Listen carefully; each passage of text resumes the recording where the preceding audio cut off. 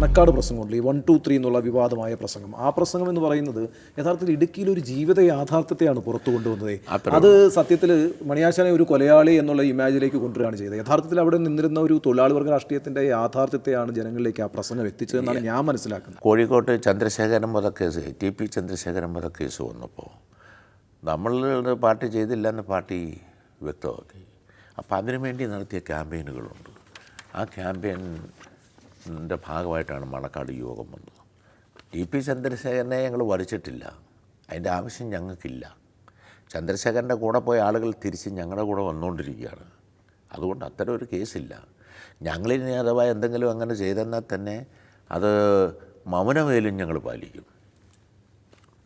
മനസ്സിലായില്ലേ? മൗനവേലും പാലിക്കും. പക്ഷേ ഞങ്ങൾക്ക് പങ്കില്ല എന്നൊക്കെ പറഞ്ഞിട്ട് പണ്ട് കമ്മ്യൂണിസ്റ്റ് പാർട്ടിയെ ബ്രിട്ടീഷുകാർ കൈകാര്യം ചെയ്തതും കോൺഗ്രസ് ഭരണം വന്നു കഴിഞ്ഞ് കോൺഗ്രസിൻ്റെ കാലത്ത് ബംഗാളി കൈകാര്യം ചെയ്തതും ഈ രാജ്യത്തുടനീളം ചെയ്തതും എല്ലാം പഴയ ചരിത്രങ്ങളാണ് ഞാൻ പറഞ്ഞത്. പുന്നപ്രവയലാർ സമരം, അവിടെ മരിച്ചു വീണവർ, ഓരോ സ്ഥലത്തും നടന്നിരിക്കുന്ന അതിക്രമങ്ങൾ, അതിൻ്റെ ഭാഗമായി അവിടെ ജില്ലയിൽ നടന്ന അതിക്രമം, അതിനെ അന്നത്തെ കമ്മ്യൂണിസ്റ്റ് പാർട്ടി നേരിട്ടത് ഞാൻ ചെയ്തു എന്നൊന്നും ഞാൻ പറഞ്ഞിട്ടില്ല. പഴയ ചരിത്രമാണ് യഥാർത്ഥത്തിൽ ഞാൻ വിശദീകരിച്ചത്.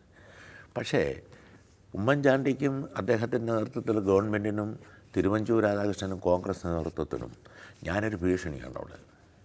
അതാണ് അത്, ഞാനൊരു ഭീഷണി, ഇപ്പോഴും ഭീഷണി തന്നെയാണ്. വേറൊന്നുമല്ല, ഞാൻ ജനങ്ങളുടെ കൂടെ നിൽക്കും. 1.5 ലക്ഷം വോട്ടിന് ജയിച്ചിരുന്ന അവിടുന്ന് ഞങ്ങൾ അവരെ ശരിയാക്കി വിട്ടു. അതാണ് ഇടുക്കിയുടെ രാഷ്ട്രീയം. അതൊക്കെ കൊണ്ടാണ് എന്നെ പരമാവധി കുരുക്കാൻ. പണ്ട് 30-35 വർഷം മുമ്പെടുത്ത് കോടതി വെറുതെ വിട്ടുപോയ കേസുകളാണ് 4 കൊലക്കേസിൽ എന്നെ പെടുത്താനാണ് നോക്കിയത്. 4 കൊലക്കേസ്. പക്ഷേ ബഹുമാനപ്പെട്ട കേരള ഹൈക്കോടതിയാണ് ഇത് തടഞ്ഞത്. തോട്ടത്തിൽ രാധാകൃഷ്ണൻ്റെ നേതൃത്വത്തിലുള്ള ഡിവിഷൻ ബെഞ്ച് എൻ്റെ പ്രസംഗം പരിശോധിച്ചിട്ട് എന്നെ ബാലു കേസെന്ന് പറഞ്ഞൊരു കേസ്, ഒരു കേസായതിനു മുമ്പ് അഞ്ചേരി കേസ് എന്നെ അറസ്റ്റ് ചെയ്തു. 46 ദിവസം ജയിലെ, 9 മാസം ജില്ലയിൽ കയറാൻ പാടില്ല, ഇങ്ങനെയൊക്കെയുള്ള പീഡനം. അതിന് മുമ്പ് പീഡനം എന്ന് പറഞ്ഞാൽ 24 പോലീസ് ഉദ്യോഗസ്ഥന്മാരാണ് IG പത്മകുമാറിൻ്റെ നേതൃത്വത്തിൽ എന്നെ ചോദ്യം ചെയ്തത്. പക്ഷേ തോട്ടത്തിൽ രാധാകൃഷ്ണൻ്റെ ബെഞ്ച് എൻ്റെ പ്രസംഗമെല്ലാം കേട്ടിട്ട് അയാൾ ആരെയും കൊന്നെന്ന് പറഞ്ഞിട്ടില്ല. അയാൾ പ്രകോപനപരമായി പ്രസംഗിച്ചിട്ടുണ്ട്, ആവശ്യമില്ലായിരുന്നു.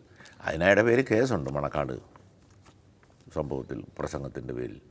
കൊലക്കേസെടുക്കാനൊന്നും നിയമപരമായ ഒരു നിലയിലും കഴിയില്ല, അതുകൊണ്ട് നിലനിൽക്കുകയില്ല എന്നും പറഞ്ഞു വിരിച്ചു. അല്ല, ഈ മുള്ളഞ്ചിറ മത്തായി അവിടെ ഒരു ഗർഭിണിയെ തൊഴിച്ചു വിൽക്കാൻ ഒരുപാട് സംഭവങ്ങൾ, അപ്പോൾ അവിടെ നാട്ടുകാർ ചേർന്നിട്ട് അയാളെ തല്ലി തീർക്കാൻ ശ്രമിച്ചു എന്നൊക്കെയുള്ളതാണ് യാഥാർത്ഥ്യം.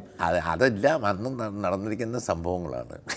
ഞാനീ മുള്ളഞ്ചിറ, ഞാനീ ബേബിനെ കണ്ടിട്ട് പോലുമില്ല. അഞ്ചേരി ബേബിയില്ലേ, ഞാൻ കണ്ടിട്ടില്ല. അഞ്ചേരി ബേബിയും മോഹൻദാസും കൂടി തോക്കും ചൂണ്ടി നേർക്ക് നേർ നിൽക്കുകയായിരുന്നു എന്നുള്ളതാണ്. അല്ല, ആരാദ്യം വെടിവെക്കുന്നു അവർ വിജയിക്കും. അതൊക്കെ അന്ന് അങ്ങനെ.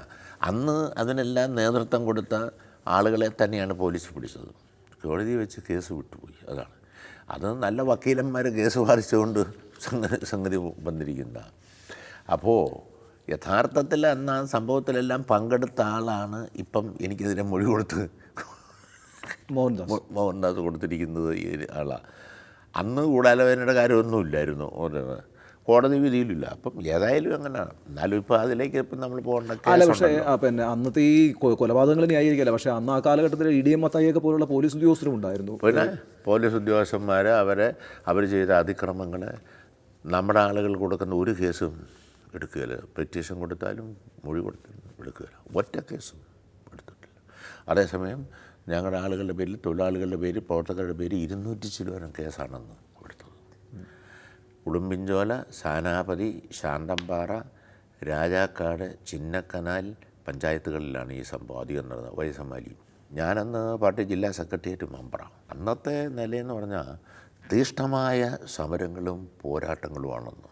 കാരണം ജീവിത സമരമാണ്. ഒന്നവിടെ ഉറച്ചു നിൽക്കാൻ വേണ്ടി ഗവൺമെൻറ് ഉയർത്തുന്ന വെല്ലുവിളിക്കെതിരെയുള്ള സമരം. 2 തോട്ടമുടമകളും പോലീസും എല്ലാം കൂടെ കൂടി പിന്നെ തൊഴിലാളികളെ പീഡിപ്പിക്കുന്നതിനെതിരെ തൊഴിലാളിയെ സംഘടിപ്പിച്ചുകൊണ്ടുള്ള ജീവിത സമരം. ഈ സമരങ്ങളാണ് ഇടുക്കി രാഷ്ട്രീയത്തെ മാറ്റിമറിച്ചിരിക്കുന്നത്. കോൺഗ്രസിന് നിർണായക സ്വാധീനം ഉണ്ടായിരുന്നു അവിടെ. ആ സ്വാധീനം പോയത് കോൺഗ്രസിൻ്റെ നിലപാടുകളാണ്. അതുകൊണ്ട് തന്നെ എന്നോടൊക്കെ ഭയങ്കര വിരോധമുണ്ട്, എന്നോടും എൻ്റെ സഹപ്രവർത്തകരോടൊക്കെ. ഈ കേസിലെല്ലാം എന്നെ കുറുക്കി ശരിയാക്കാൻ വേണ്ടിയാണ് ഉമ്മൻചാണ്ടിയും പിന്നെ തിരുവഞ്ചൂർ രാധാകൃഷ്ണനും ഒക്കെ ശ്രമിച്ചത്. അല്ല, സത്യത്തിൽ ആ മണക്കാട് പ്രസംഗം യഥാർത്ഥത്തിൽ മണിയാശാനെ വളരെ പ്രസിദ്ധനാക്കി. ഇപ്പം മിമിക്രിക്കാർ പോലും പല സ്റ്റേജുകളിൽ മണിയാശാനെ അനുകരിക്കുകയൊക്കെ ചെയ്യുന്നു. അതിപ്പോൾ സാഹചര്യവശാലാണ്. കാരണം അതിന് കാരണം എന്താണെന്ന് ചോദിച്ചാൽ, ഞാൻ ആ കേസിൽ അവർ പറഞ്ഞ പോലെ ഗവൺമെൻറ് ഉമ്മൻചാണ്ടിയൊന്നും പറഞ്ഞതുപോലെ ഒന്നും അല്ലെന്നും, അവിടെ ജനങ്ങളുടെ കൂടെ നിന്ന് അവരുടെ പൾസ് മനസ്സിലാക്കി അവരോടൊപ്പം നിന്ന് പ്രവർത്തിക്കുന്ന ഒരാളാണെന്ന് ഒന്ന് വെളിയിൽ വരികയും അതിനിടയിൽ എന്നെ ഒതുക്കാൻ വേണ്ടി ഈ കേസ് കൊണ്ടുവന്നാണെന്നുള്ളൊരു പ്രതീതി ഉണ്ടായി അവരുടെ ഈ നടപടികളെല്ലാം കൂടി. തന്നെയല്ല, ഞാൻ കമ്മ്യൂണിസ്റ്റ് മാർക്സിസ്റ്റ് പാർട്ടിയുടെ 10-27 വർഷം എൻ്റെ ജില്ലാ സെക്രട്ടറി ആയിരിക്കുക എന്ന് പറഞ്ഞാൽ നിസ്സാരമായ കാര്യമൊന്നുമല്ലത്. അത് പാർട്ടിയെപ്പറ്റി അറിയാവുന്നവർക്കറിയാം, നിസ്സാര കാര്യമല്ല. ഒന്നത്. 2, പാർട്ടി സംസ്ഥാന കമ്മിറ്റി അംഗം. അങ്ങനെയൊക്കെയുള്ള കേരളത്തിലെ ഒരു പ്രമുഖ രാഷ്ട്രീയ പ്രവർത്തകനാണ് ഞാൻ. അങ്ങനെയുള്ള എന്നെ ഈ നിലയെ കൈകാര്യം ചെയ്തപ്പം ജനങ്ങൾ എന്നോട് സഹാനുഭൂതി കാണിക്കുന്നു എന്നുള്ളതാണ് പ്രശ്നം. ഞാനിപ്പോൾ എവിടെ ചെന്നാലും ആളുകൾ കൂടും, എൻ്റെ പ്രസംഗം കേൾക്കാൻ എന്നോട് താല്പര്യമാണ്, ആളുകൾക്ക് അത്ര ഇഷ്ടമാണ് എനിക്ക്. ഞാൻ ആളുകളോടും അങ്ങനെ തന്നെ മിങ്കിൾ ചെയ്യുകയും ചെയ്യുന്നുണ്ട്. ഇപ്പോൾ മണിയാശൻ പറഞ്ഞു എവിടെ പോയാലും പ്രസംഗം കേൾക്കാൻ ആളുകൾ കൂടാറുണ്ട്. കൂടുന്ന പക്ഷേ അപ്പം അതിനോടൊപ്പം തന്നെ മണിയാശനെ കുറിച്ച് പറയുന്നത് ശൈലിയുടെ ഒരു പ്രശ്നമാണ്.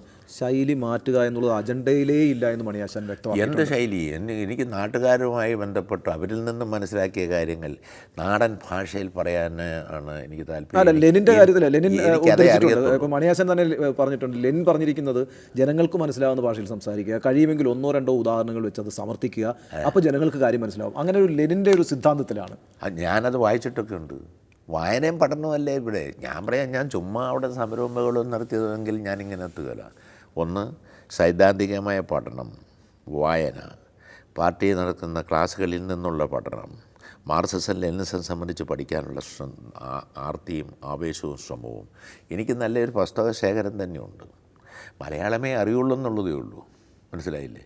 അന്നത്തെ സാഹിത്യത്തെ കൂടുതൽ പഠിക്കാനൊന്നും കഴിഞ്ഞില്ല. എങ്കിലും മലയാള ഭാഷയെ തന്നെ വായിക്കുകയും പഠിക്കുകയും പ്രവർത്തിക്കുകയും ചെയ്താൽ ഒരുപാട് കാര്യം, ലോകകാര്യം മനസ്സിലാക്കാനും അതിനനുസരിച്ച് അതിനോട് പ്രതികരിക്കാനും കഴിയും എന്ന വ്യക്തമായ അഭിപ്രായമാണ് എനിക്കുള്ളത്. എനിക്ക് എന്നെ ഭാഷയുടെ പേരിലൊന്നും ആർക്കും മാറ്റി നിർത്താനൊന്നും കഴിയില്ല. ഞാൻ എൻ്റെ ഭാഷയിൽ വരുന്ന ഏത് സാഹചര്യങ്ങളോടും പ്രതികരിക്കാൻ എനിക്ക് കഴിയും.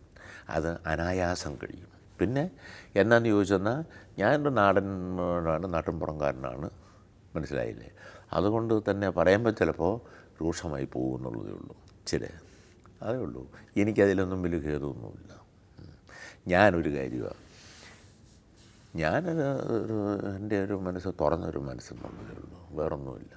എനിക്ക് വേറൊന്നും ഒളിച്ചു നോക്കാനും ഒന്നുമില്ല.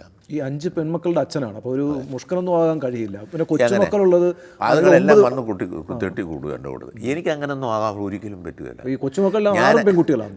ഞാൻ പറയാം, ഞാനിപ്പം മന്ത്രിയാണ്. എൻ്റെ കൂടെയുള്ള പേഴ്സണൽ സ്റ്റാഫിനെയൊക്കെ ഞാൻ എന്നെപ്പോലെ അങ്ങ് കരുത്തത്തേ ഉള്ളൂ. അത് നാളെയും എനിക്ക് അങ്ങനെയേ പറ്റുള്ളൂ. അതാണ് അങ്ങനെയാണ് എൻ്റെ രീതി. എൻ്റെ രീതി ഞാൻ അങ്ങനെ വളർന്നിരിക്കുന്നത്.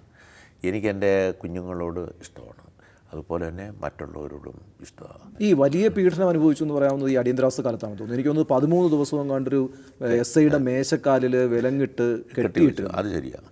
ജനാധിപത്യ അവകാശം ഇല്ലായിരുന്നല്ലോ, പൗരാവകാശം സസ്പെൻഡ് ചെയ്തിരുന്നല്ലോ അടിയന്തരാവസ്ഥ.